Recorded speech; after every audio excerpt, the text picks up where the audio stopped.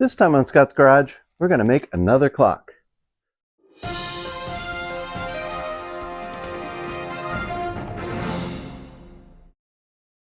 Hello and welcome to Scott's Garage. Today we're going to make another clock. I know we've made quite a few clocks before. There's some pictures here and here of a few clocks that we've made along the way.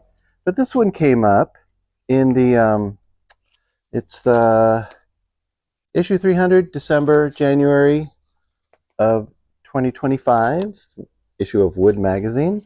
They had this really nice little clock here that I thought was pretty fun. And it looks like it's kind of challenging. Even though it's sort of small, it has a lot of challenging features to it.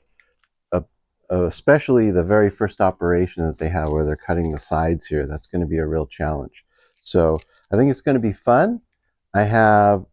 I sent away for all of the items, the clock face and the works, and I have a couple of tiles that I thought would be good for this area here.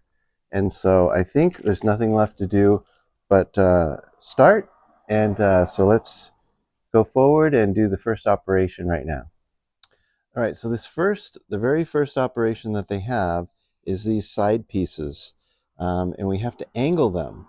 I don't have a bandsaw like that, and any saw I have is not going to be able to taper it to that dimension. So I'm going to have to kind of get creative. Okay, so just to catch you up, what I did is I cut a couple of pieces 3 inches wide by 10 inches long, and they're by 3/4. So then what I did is I glued both of them together to make an 1.5 inch thick piece that will be my sides. So just kind of waiting for those to dry right now. Then I think the next thing I'm going to work on is this top. This is the top. It's a pretty simple piece. It's just 10 inches long by 4 3/4 wide. And I think I'll cut it from that piece right there. Then we'll cut this to length at 10 inches.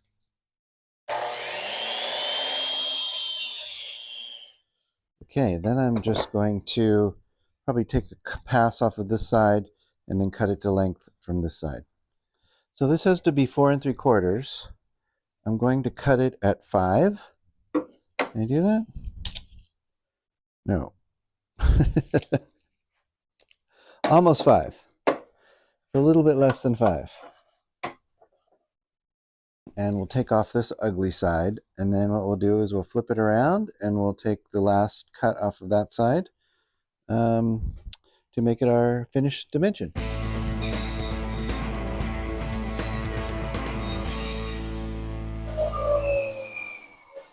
Okay, then we'll go right at 3/4, 4 3/4.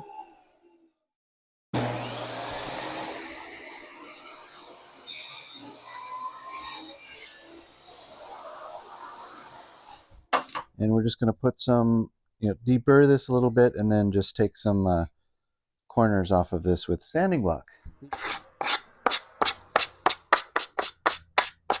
Okay, so that's the top. I think that part's done.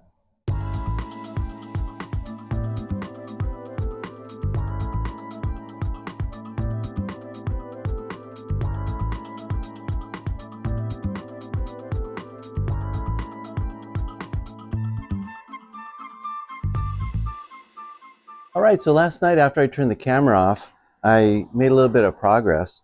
I had cut out all the basic shapes of the pieces, and I kind of wanted to glue it up and let it dry last night so that this morning, I can have this all ready to go. You can see I used quite a bit of the clamps. Neat. I think that looks pretty cool. Okay, so one of the next steps I want to do is the rounded pieces that go in the 4 corners. So I have those all cut to size, marked, but I didn't have a big enough router bit to do a full round over. You can see it's kind of a little flat on here. And so I ordered a router bit set. You can see that here. It was kind of funny because if I ordered 1 bit, it was $20. If I got a set of 4, it was $20. And if I got a set of 7, it was $20. So I thought, long and hard, I'll probably get the 7. So anyway, that'll allow me to do the full round over, and we'll do that. We'll put that in the router table once that arrives. It said it's supposed to arrive sometime today. So that's going to be put aside. We won't be able to do anything on that for right now. So what should we do next? So if we look at the photo, I think the next thing to do is these little strips in here. I believe these are a 1/4 inch, quarter by quarter, just to give a little bit of an inset detail. So they would kind of just fit along the inside of these and give this a little bit of support.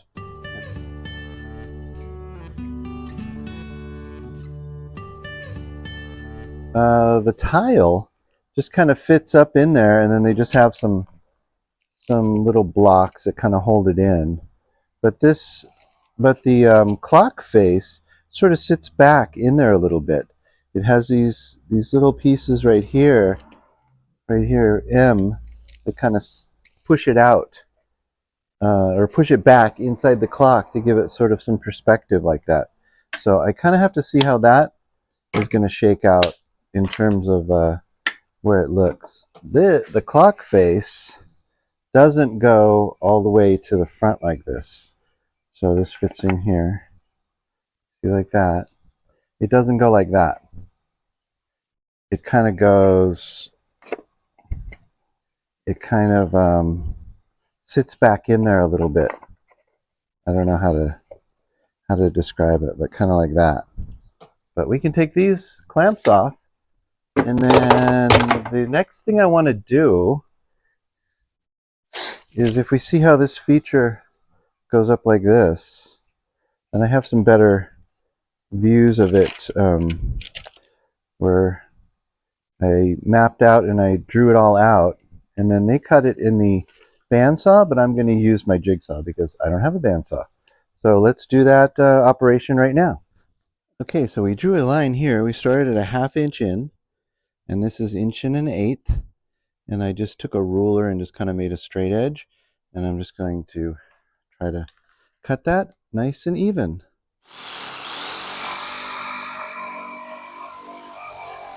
The clock mechanism all ready to go with the battery, and I set the time and everything.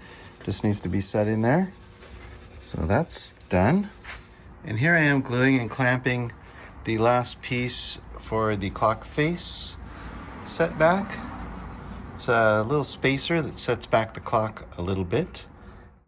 We're making some pretty good progress. I got the router bit, the 1/2 inch roundover bit. Got that UPS from Amazon. And so what I can do is I can start taking these pieces over here, and we can start processing these. Now in the plans, they had a pretty complicated back that fit on here, and it looked to me like it's glued in place. It's this whole thing right here. This is the back, and it's all glued in place. So I'm not sure how you're supposed to, like, you had to do some maintenance on your clock, maybe replace the battery, set the time. I'm not sure why the hole is at the bottom. There's an access hole, but that's at the bottom. What you would need to do is have an access hole, I guess, at the top, so you could maybe change the battery, adjust the time. But what if you wanted to, like, change out your tiles a little bit? Then, it might be nice to have a different, a way to access that without, I don't know, taking the whole thing apart. So what I did is I got some of this hardboard and I cut it out to shape, and then just put it with a few screws so that we can, in the future, we could access it anytime we want. Now there's some cleats here that hold this, and these cleats have to be screwed in because there's no way with this configuration for me to get the clock face in there. It doesn't fit. There's no way to there's no way for it to go. So I had to make these removable, which is good. But I think first thing I'm going to do is I'm going to mark these as top,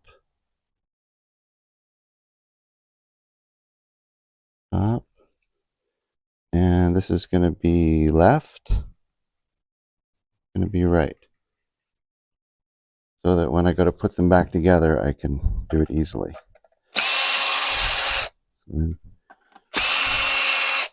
Anyway, let's go over to the router table and try to work on these legs a little bit.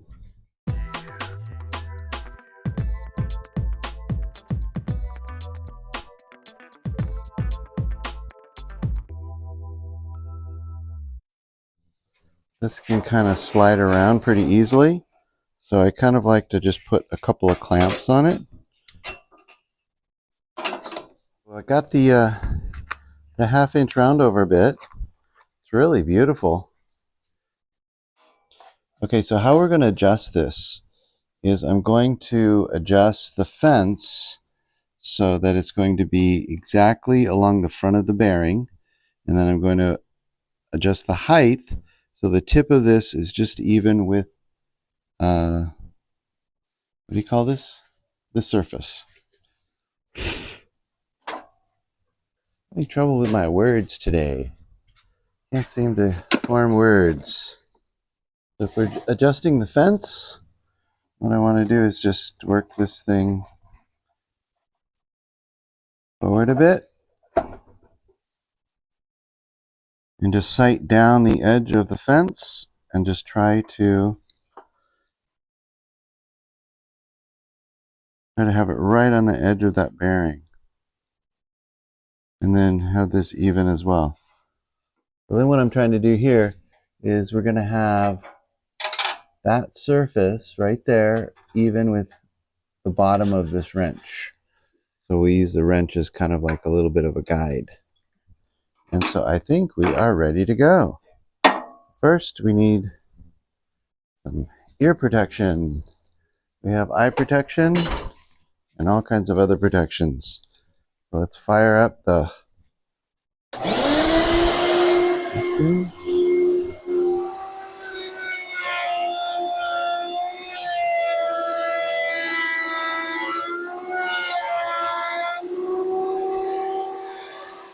Hey, check that out. A full round over.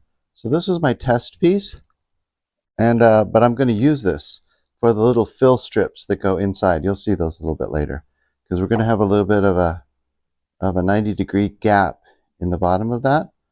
But that looks great. I'm just going to come in on this line.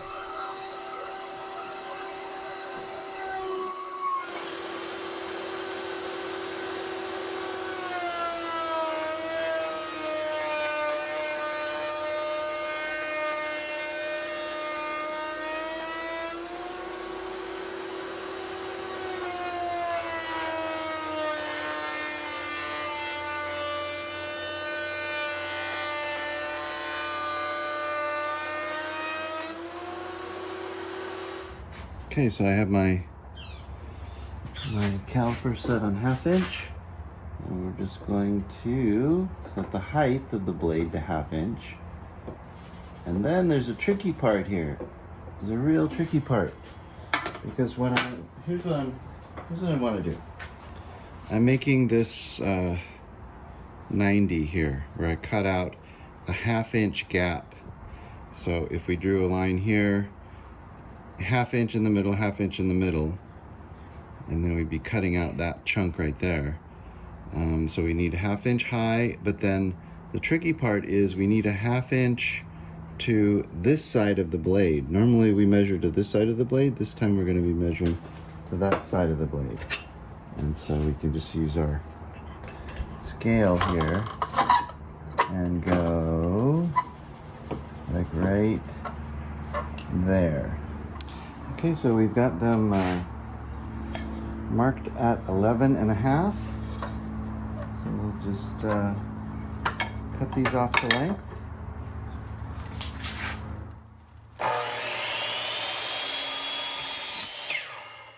Okay, so the last operation that we have to do here is put on these edge pieces.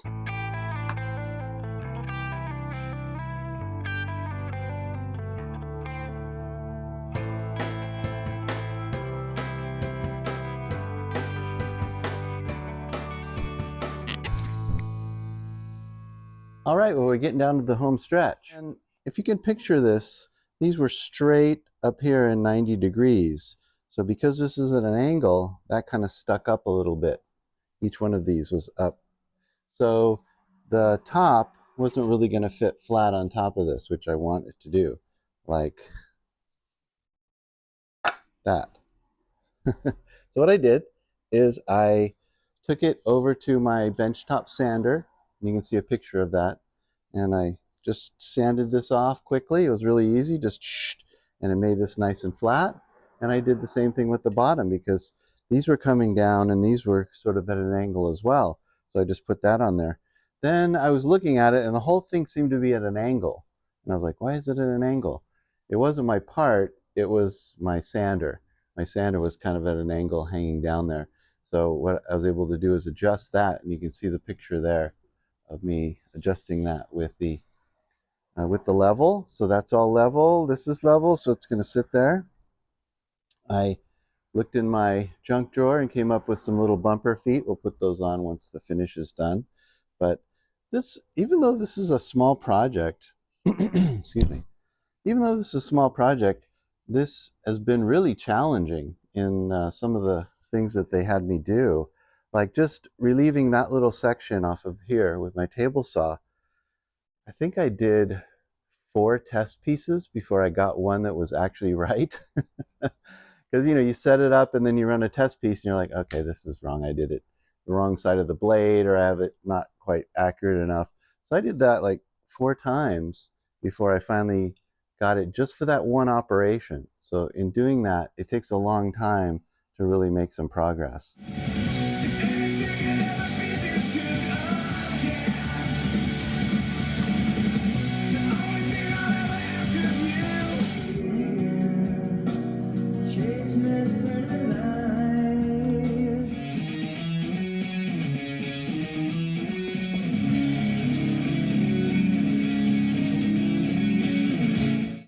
Gluing the top on, that's had a chance to dry. So I think we can take off these. So that begs the question, do I need any mechanical fasteners to hold this together, or is the glue enough? I'm sure the glue is enough, but let's put some mechanical fasteners in it anyway. Okay, so this is what I came up with. I want to put, let's do this. I want to put a screw here and one right here. Those 2 places. So my clock face is going to be in front of it, so it'll block it. And I think if we drill it right there with a countersink, so I have a built-in countersink there, I think we'll be all right.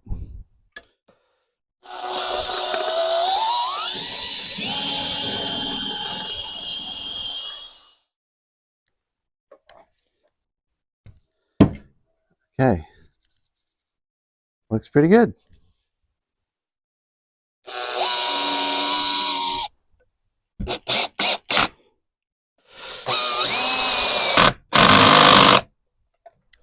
Now that is nice and flush in there, and we didn't come out the front. That's good. All right, so now the next thing to do is put a coat of finish on this bad boy. Let's do that right now. Okay, so I'm just going to use my trusty but rusty. I don't know how long I've had this. I've had this for years. A little goes a long way.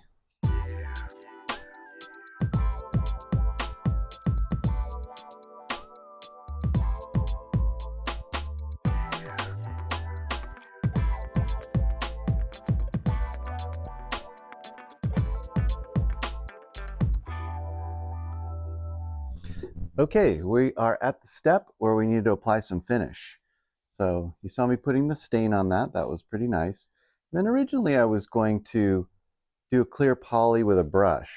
And then I was thinking how difficult it's going to be to get in all these nooks and crannies with a brush.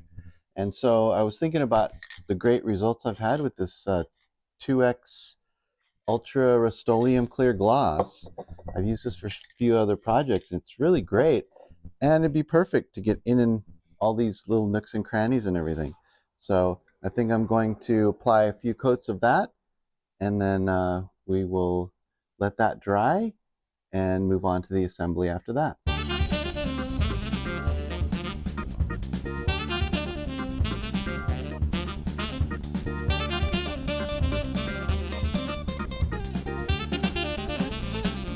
We're getting down to the last couple of steps. What I did is I took 1,000 grit sandpaper, really fine, and I just kind of went over it real lightly, something, because I have given it one coat of finish, and I think one more ought to be good.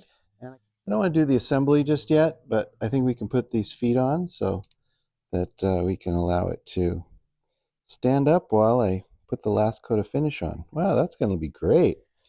Another thing that I decided to do is I printed out, I made a copy of the magazine pages, and I want to include this with a package. I'm going to put it in this box, and once this is all done, I'm going to pack it up and send it off to my dad and my stepmom Carol. It's both of their birthdays the first week of April. That's coming up in about 3 weeks, and I think that would be a nice gift for them. So let's go put this down the garage floor and give it a coat. I've been waiting for this 2 times ultra clear gloss, which is really great stuff. Okay, so the finish has had a chance to dry. I'm really happy with how it came out. It's nice and smooth and shiny and no runs. So I think the only thing left to do here is to do some assembly. Thank you, Wood Magazine, issue 300. It was a great project, really fun. Let's put that back up here for now, because I think the first thing we need to do is put on our nice little decorative tile with some cool hummingbirds. So if we just set that right in there.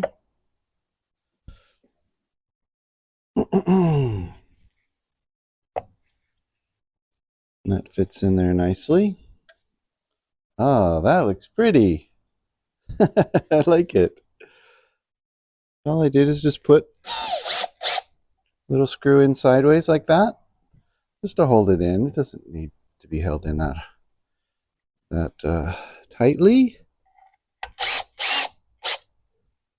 There, we have it centered, and I don't think that's going anywhere.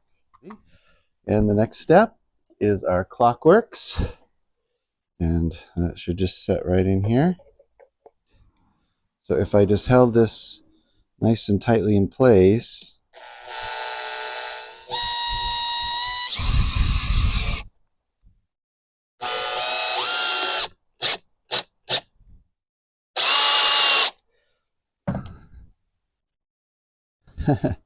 there.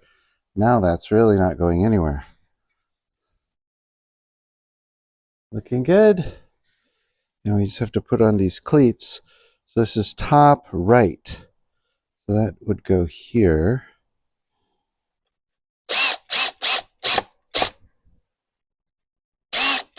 The purpose of this is just give me a cleat to screw this to. That's the only purpose of that. So this one, top left. And the last piece. Find it. And obviously doesn't go that way. This way. Oh, easy. Okay. Man, this is cool. Okay. That looks like a very clean installation, and I love it. All right. Well, I'm really proud of this project. I sort of feel like I'm getting better at my woodworking, my skills, at everything all around, just cutting things, routering, finish. I feel like my skills are going to that next level. So that's very satisfying. But I think this came out great. I couldn't be happier with it. It's just really neat. So anyway, I hope you enjoyed watching me make this beautiful clock here. I certainly enjoyed making it for you. And we'll see you next time on Scott's Garage. Thanks for watching. Bye-bye.